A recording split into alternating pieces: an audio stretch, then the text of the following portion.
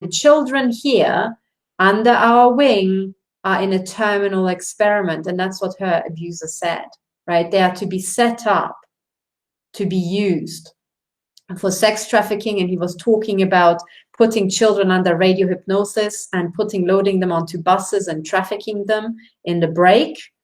But also there seem to be dodgy human experiments going on with these kids who are most likely already chipped, because also, as Dr. Black uncovered during her research, Ronald Reagan seems to have signed the in the middle of the 1980s the so-called Emigration Control Act, not immigration control, emigration, as in controlling the Americans who leave America.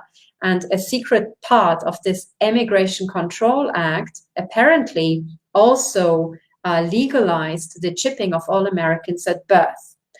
And I think this came into force in 1987. And this means that we can safely assume that all children born after 1987, most likely also already before then, were all chipped.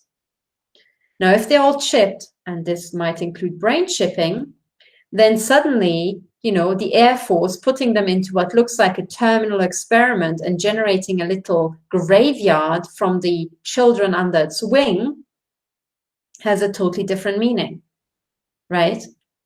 Because once you control the brain chips of these children, right, you can make them, for example, have car accidents and so on and so on and so on. And you can load them into attrition human experiments, you know, so-called attrition experiments, where the death of the subject is part of the experiment.